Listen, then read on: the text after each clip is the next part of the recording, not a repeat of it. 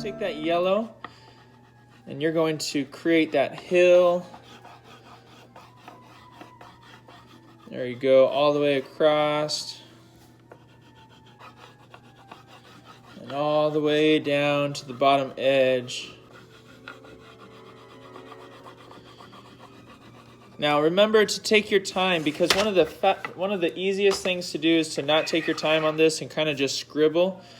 But you want it to look awesome. I'm going to show you guys during Thanksgiving, but this is kind of taking our time. Same thing, it's going to take our time, but we're not doing that. That's Thanksgiving, don't worry. Today, we are making kind of a fall harvest themed, Halloween themed, and we're going to take our time. So again, okay, just make a yellow hill.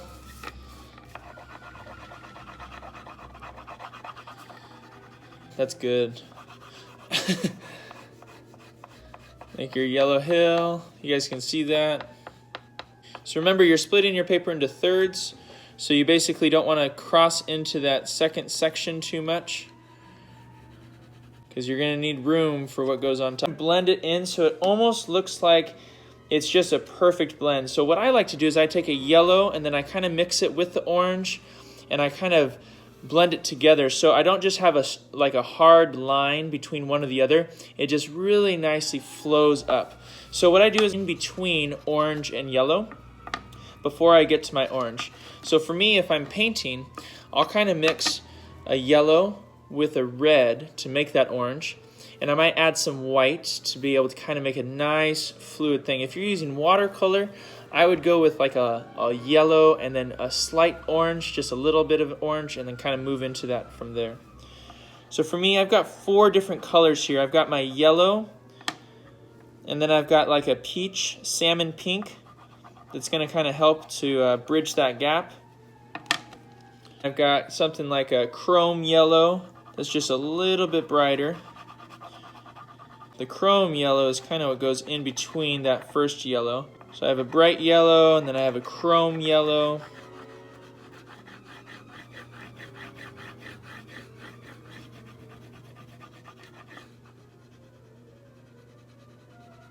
Nice, I like seeing everybody's hands moving back and forth. Nice long streaks. If you're using a wide brush, this is your time for a wide brush.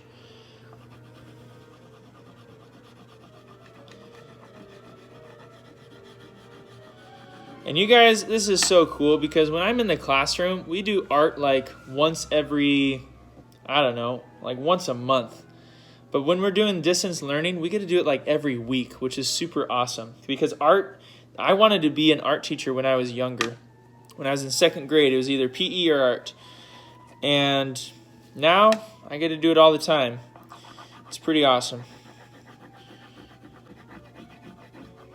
All right, so you're taking that yellow and you're slowly moving it up to the orange. Here's kind of what you're looking at. Mine doesn't really slowly move up yet, so I have to blend it a little bit better. Now, if you're using paint, your blends are going to look much better. If you're using crayons or pens, you really have to help yourself to kind of force that. Don't use water if you're using oil pastels, because it'll just smear and smudge and ruin your paper.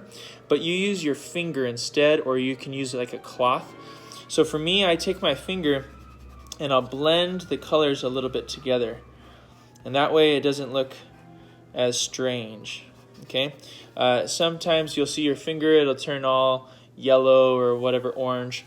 Another thing that you can use is a paper towel. Yeah, there we go. That's smooth. You really got to match those colors together well as you're moving up from the yellow to the orange. Good, take your time. The second grouping is that orange. So halfway through that second grouping, we're going to change the color again, okay? So I'm going to give you guys another minute to kind of just blend that yellow into that orange. And what you're thinking of is you're thinking of a really smooth transition from one color to the next. So really make it fluid.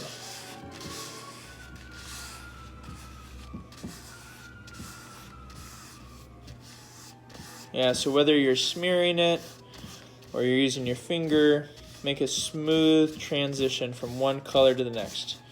You almost want to make it look like it's supposed to just be one color from the bottom all the way to the top.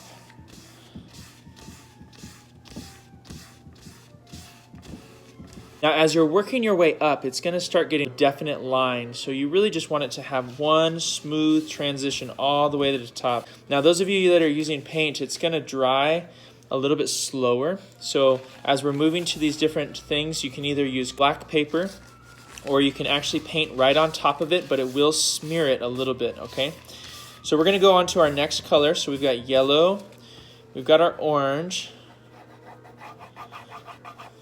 So you've got your yellow, you've got your orange, and before you get up to that third part, because the third part, don't get up to that third part yet, remember, because we divided it into 3 pieces. We've got our orange, we've got our yellow, and now we're getting into our red. It's a nice royal red. If you need to add 2 colors in between there to get to that royal red, that's fine. But just have that red touch that third portion. Okay, we're kind of making a nice sunset.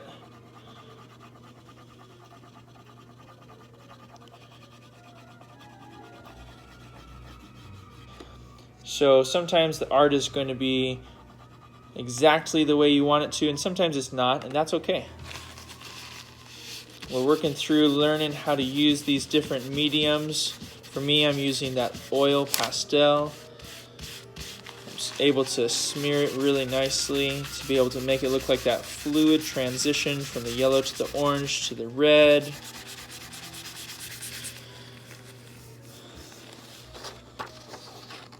We're getting there. Need to add a little bit more red and orange colors. I'll come back through and add a little bit more yellow to that too, to make it blend even better. Yeah, now you can come back through all those different colors and add a little bit of yellow all the way up to the red. And then that way, when you go to kind of look at it, it makes a really nice smooth transition and there's no lines. It's just one color blending to the next color. It takes time to really practice getting there.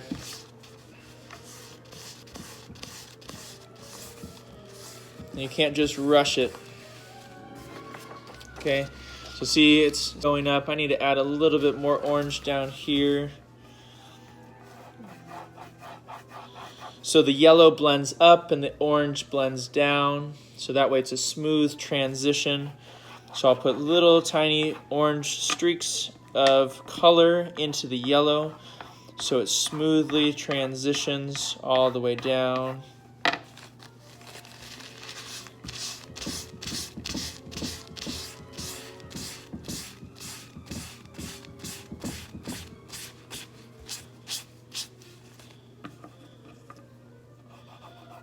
And that red is starting to get a little bit darker towards the top. Now we've got 2 more colors and potentially 3 if you have space to get to that top part. But there's potentially 2 or 3 more colors. The next colors that you're going to do is a pink. And that pink is going to transition into a blue or purple.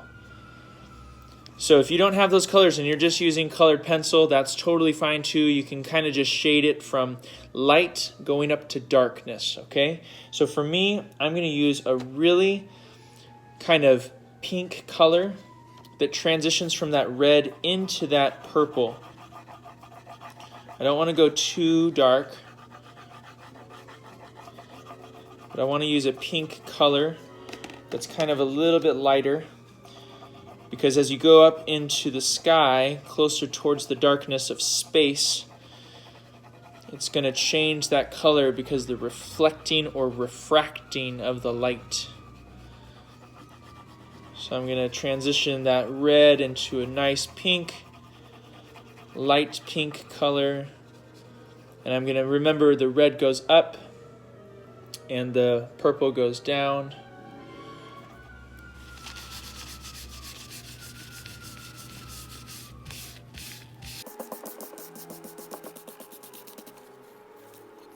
And then I'm going to go a little bit darker with that pink again and transition it into a purple. So the top color will be a purple or blue, depending on what you have. It could even turn into almost a black. Mine's just going to be a dark mauve, a dark purple. This one is actually in between purple and that mauve. If you're wondering, Mr. Saffeels, how do you know these colors? Well, it's called ultramarine. That's my dark blue purple on the top. That's pretty fun. Try to use a few things. So we're basically creating a nice rainbow sunset all the way to the top. And you're letting them blend together so it's a smooth transition.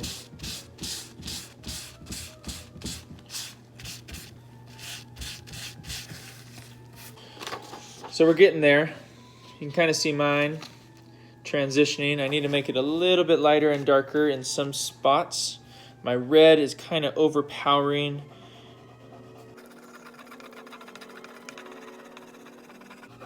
My pink. So I need to kind of blend that a little bit better.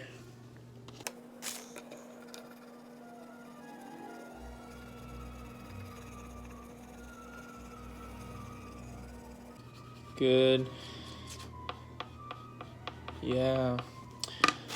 I see some really good art that people are doing.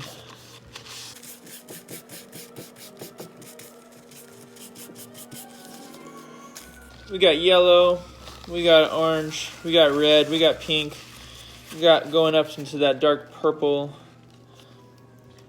and then all the way up to the top, finish with that dark purple into the black if you have space for it. Otherwise, keep it at that dark blue or purple shade.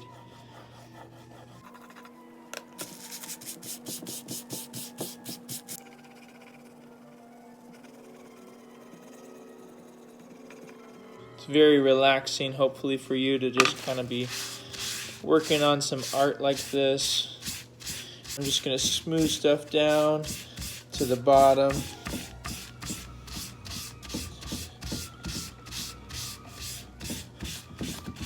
There we go. Awesome. Got some really good mixtures. What we should have is something similar to this. Starts out gold, moves up to the red or a pink, and then has a dark at the top. Beautiful. So cool. That is sweet. She's already added some stars. We haven't gotten to something like that yet. Two different options at this point. The first option is to be able to let it dry and not touch it for a little bit. Or you can take black paper or something that's very dark paper, maybe a dark purple, but black is probably one of the better ones for this one. And being able to then create your next station, which is going to be starting middle of the yellow hill and going to the top part of your sky. You can kind of create like a haunted house that has some different windows and a roof, or you can do a tree coming out of the middle, or you can do like a jack-o'-lantern that has the eyes. You could do a cat. You could do some type of ghoul or something strange like that. But basically, you're going to create a scene now with this as your background and then being able to create something on top of that, okay? So what I'm going to do is I'm going to grab my pastel and I'm going to draw right on top of it. The thing that I'm going to do is, you can do as well if you want to, is I'm just going to make a nice block rectangle shape and then a strange looking roof with a chimney, and then I'm going to create a fence, and then I'm going to kind of have a couple of different trees around it and different things like that. A couple of ideas that you can do if you want to look them up as well. You can look up a jack-o'-lantern or a pumpkin or a cat or the outline, but basically what you're going to do now is you're going to create a silhouette. So it's as if the sun has gone down and there's a light behind it. It's now creating a silhouette of a scene. And that silhouette is going to be able to capture the rest of our image. So for me, I am going to create this image, the Halloween look of a haunted house. So mine is going to start pretty close down to the bottom. And I'm just going to make my rectangle right into the middle. So I just made a rectangle right in the middle. And then I'm going to do a slanted roof. It kind of comes along like this, as if it's tilted. So I actually have to make my rectangle go up a little bit higher here so that I can have more of a tilted roof. I'm going to then kind of make a window, and I'm going to make several different windows. And then wherever there is not a window, I'm going to fill that space in with the dark. So those of you that are painting, like I said, you're going to have to wait until it dries to be able to color right on top of this or paint right on top of this. If you're wanting to use construction paper, you can glue it right on top of that sunset that we just talked about. If you're using a black Sharpie, you could also do a black Sharpie.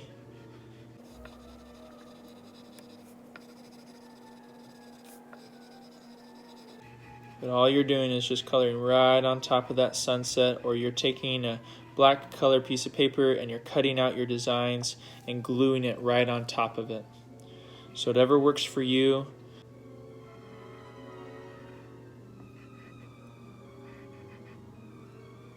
I guess you wouldn't really see a door. It'd be a silhouette, so you just see the windows. So I'm not going to have a door actually, I'm just going to cover that up.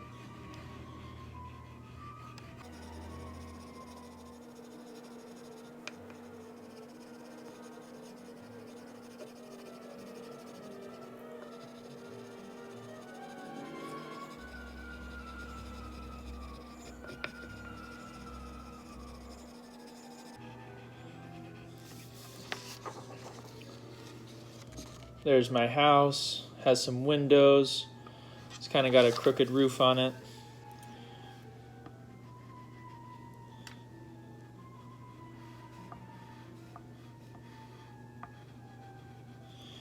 So now I'm going to make my fence and a tree. So I'm going to look at this house, make it a little bit wider, or it depends on what you want to do.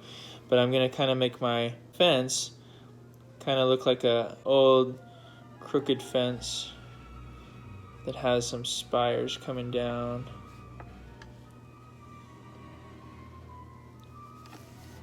So my fence looks something like that.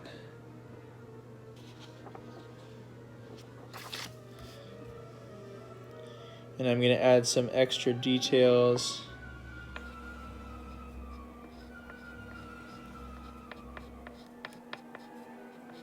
Almost like they're coming to life.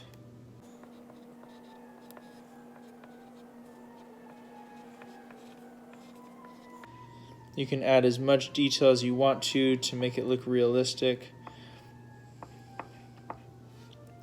Remember, the more detail that you add, the better for the most part, unless you're trying to keep it simple.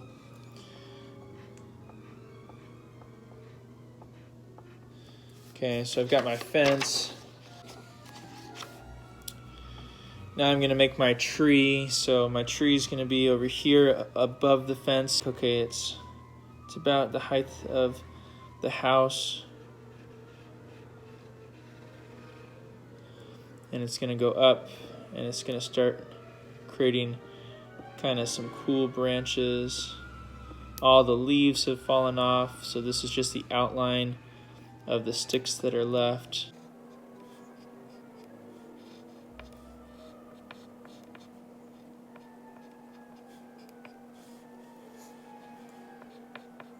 Some stars. I'm going to add a little moon here in a second. Gives it a real nice look. You can do a full moon, or you can do a waxing gibbous, which is kind of in between, or you can do what's called the crescent moon. Any of those things work.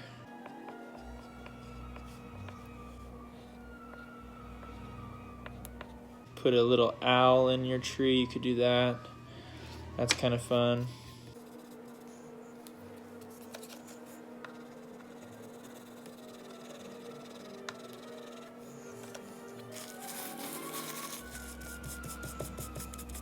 I'm also going to add some bats. So if you don't know how to make bats, they're like birds, but their wings are a little bit different. So they make it down in a point, and then you just kind of make a little head on top. So here's a bat. Make a few more of those. A little bit smaller. Each one's a different size.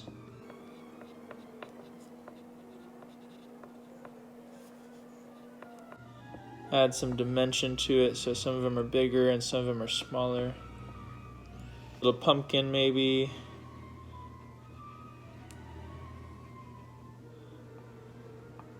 Leave space for eyes and maybe a mouth. I'm going to use orange so it looks like it's glowing.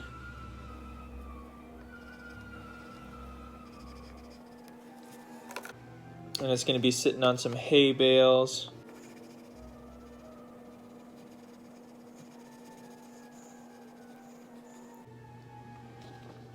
And now I'm going to finally add my white moon or stars. I'm going to do a crescent moon, so that's the one that kind of looks like a toenail or a thumbnail. For those of you that are using paint, it's going to be hard to add white to it unless you're using acrylic. If you're using watercolor, you can actually just cut out a moon and then tape it to it to give it another little dimension. White is one of the harder ones to kind of blend in if you're using watercolor.